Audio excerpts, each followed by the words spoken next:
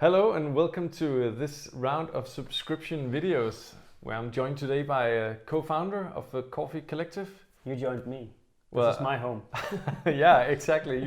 We are at Casper's apartment here in Nørrebro in Copenhagen. We're here today to talk about Akmel Nuri because that's the coffee you're getting 2 bags of today. Akmel is a good friend of yours. Yes, since 2014. We met him, it's a funny story, we met him through Instagram of all places. Akmel meets a Danish student who then afterwards come and join our team and work for us for a couple of years.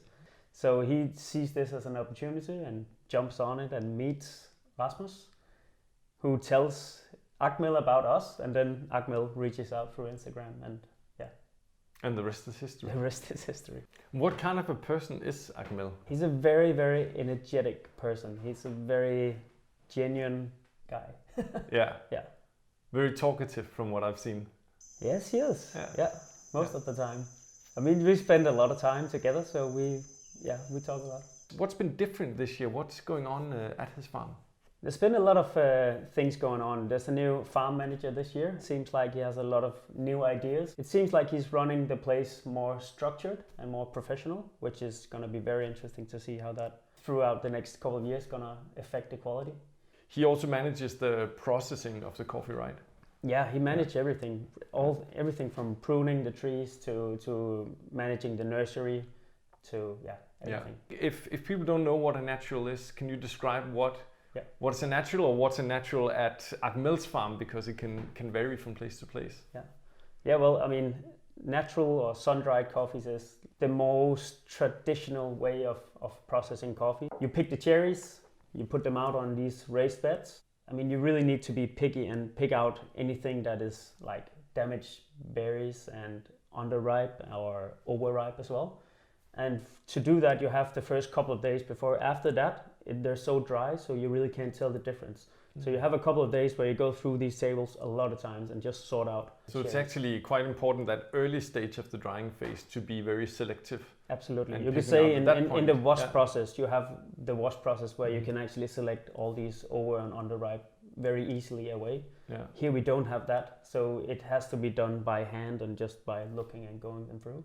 And they do that as they're also turning the coffee around and everything. Yeah. I think it's very conventional, but what I feel when I'm there is that it's quite dry. There's a lot of air moving, so they dry quite fast, and I believe that is the reason why Akmel's naturals are so clean, because when we go down south, the naturals take up to around 18 to 20 days. At Akmel's, it's 12 days of drying, so it's actually much faster than it is down south. And down south, you have way more funky naturals. That is, it's like, more, what can you say, developed fruity notes, whereas Akmel's is more just smooth, round, and more chocolatey. When we talked about Akmel's coffees last time, I remember you were mentioning that there's been a lot of turmoil, both in all of Ethiopia. I mean, it is a very tumultuous country.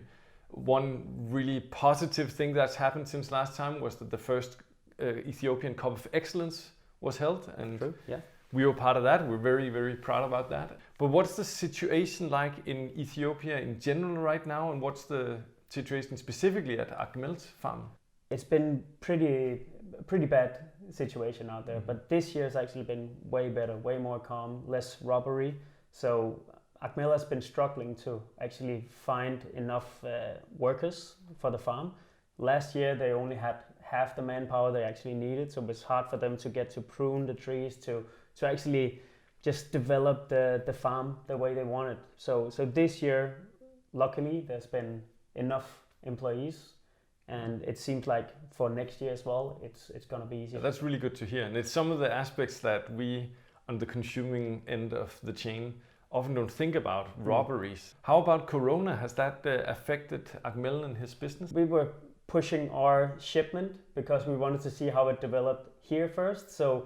And then Corona started in Ethiopia, so then they got to push it down there as well. And then there's been a bit of a disrupt in the way Akmel can send the coffee out of Ethiopia. Fortunately, everyone we check in with are safe. Their primary concern is that they hope that coffee business will continue, that they will sell at least the same amounts as the year prior, or hopefully even more, and that they will get good prices for the coffee. So think it's more than ever a really good reminder of the sustainability of buying coffee from the same farms year after year and providing that financial stability, which you as well as viewers of this are part of that journey. So thank you. But let's brew up some coffee and then let's taste it and talk a little bit about what the cup quality is like this year. Cool. Good idea. I have two different favorite brew methods for home. The origami that uses hyggelige filters for just when it's for me and for my wife. If we have guests, I normally use a French press. Super easy, very stable, and I think it always tastes great. Nice. So you'll brew the origami, the hyggelige I can do origami, that, yeah. and then I'll do the French press. Perfect. Casper, what do you like about doing a pour over like that in the morning? I think it's a great way to get up. It's like a very zen thing to do. Like you grind the coffee. I always just use the hand grinder. Less noisy in the morning. And then you pour the water on, and as it runs through, I can hit the shower. So it doesn't really take a lot of time to do a pour over. And the French press is something that I remember you had very strong feelings about back in the day. Yeah. I mean, for me, it's still like the closest we get to doing a cupping. So, but in a brew. So for me, it's a nice way to showcase coffee. It's really hard to fuck it up as well. So for me, it's easy and nice. First Akmel of the year, always exciting. Not a bad pour for an old guy. What do you experience? I mean, I think it's really, really nice. It's clean, it's sweet. It has some dried fruits, chocolatey caramel notes. Yeah. A bit of spice. Yeah, like a slight herbal note to it as well, that I really like. It's and then definitely lots of like that, toffee like sweetness going on as well, and caramel, chocolate. Yeah. But then I'm sure you'll taste a big difference when we go to the French press, which is completely different brew method. For me, that's actually also really delicious and really fun, and especially with a coffee like this, because obviously on the full immersion brew you get so much more body, but in that like very heavy way. Yeah, I would say that the first cup for me is more clean, it's more focused on aroma. The other one more focused on sweetness and just very pleasant, easy to go to coffee. Ooh. It's growing on me, Klaus. Yeah, as they cool down, I think they change as well. You get more of that like kind of ripe fruit notes coming out. And I definitely think the ripe, like the clean fruit is more apparent on the hand brew, on the pour over. But there's some really nice like deep caramel going on in the French press. But there's more, because you're also getting another coffee. But for that one, we're gonna go to the coffee shop. Welcome to our coffee shop here on Godthåbsvej. And the reason we actually just clipped to here and changed scenery is actually because the second coffee you're getting this time around basically just arrived a couple of days ago. And it's from Brazil, and it's from the farm Daterra. Daterra, this baby, is one of our longest running relationships. The Daterra farm is a unique farm. It's a very large farm with its own dry mill, and a farm that's invested heavily in both discovering varieties, ways to grow coffee, but also, for me very interesting, with a very specific focus on espresso.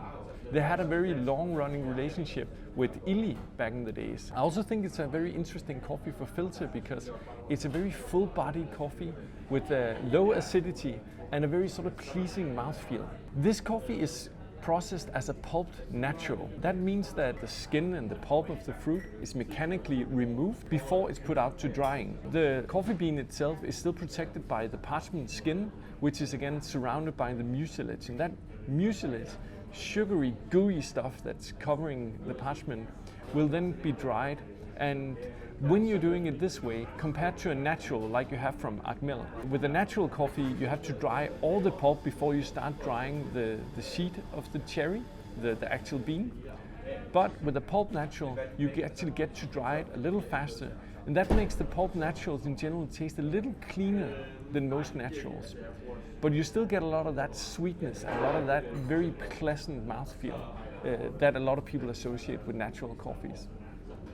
So enjoy this fresh arrival from the Daterra farm in Brazil, roasted both for filter but also for espresso, and we'll see you again next time around for some new exciting coffees. Thanks for watching.